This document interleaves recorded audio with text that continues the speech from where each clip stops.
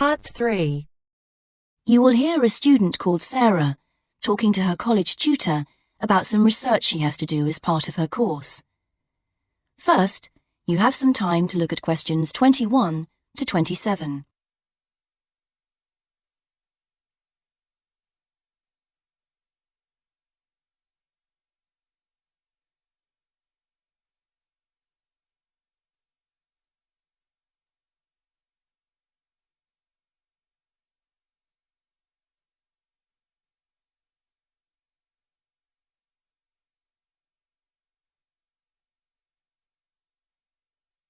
Now listen and answer questions 21 to 27.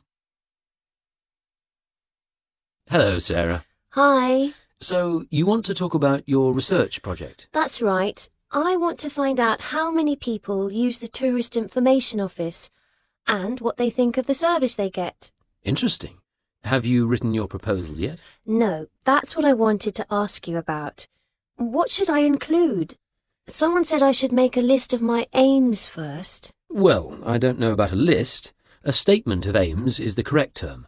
It's just a quick summary of what you hope to get out of the project. OK, and should I include other documents I've prepared, like the questionnaire?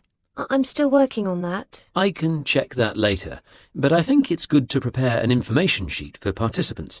It would help you to think about interview methods. It'd be good to see that soon. Oh, right. And I want the project to have statistical data, not just to be a collection of opinions. That's good. So that should be clear from the proposal too. Great. So what else must I include in the proposal? Or are some things optional? OK, some things that people normally put in a research proposal don't really apply to you, like any costs involved.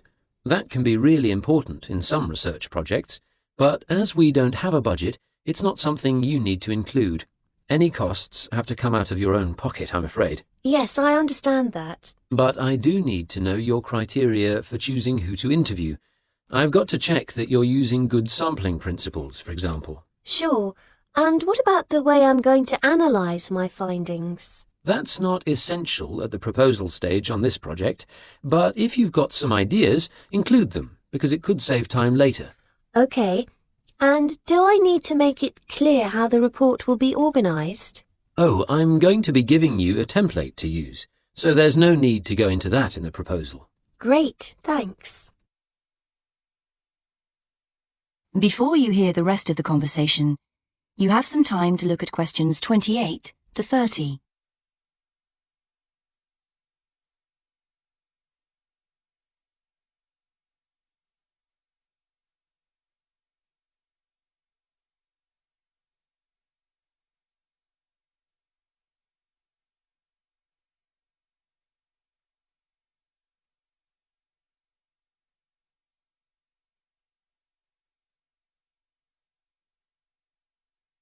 Now listen and answer questions 28 to 30.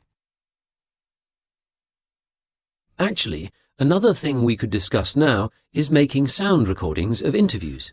Oh, right. Do I have to record them all? I could try to get as many as possible, but it'd be rather expensive. Yes, don't worry. You only need a few chosen randomly just to give an idea of how the interviews are going. You can send one in each time you update me on your progress. OK. How often should I do that? I haven't done a timetable for the interviews yet, but they'll be spread over 3 or 4 weeks, with about 200 in total. I reckon on doing 20 a day. Let me know how you're getting on at the end of each day's interviewing then, whether you've had any problems or not. It can be a lonely job. Thanks. I appreciate that. And what about the confidentiality of participants? Because that can cause problems.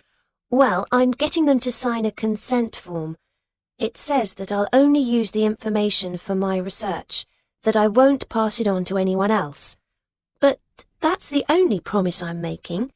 They have to give me their names and agree to their data being stored on the college computer network. That sounds good.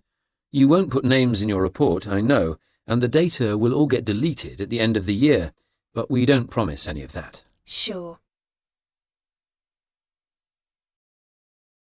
That is the end of Part 3.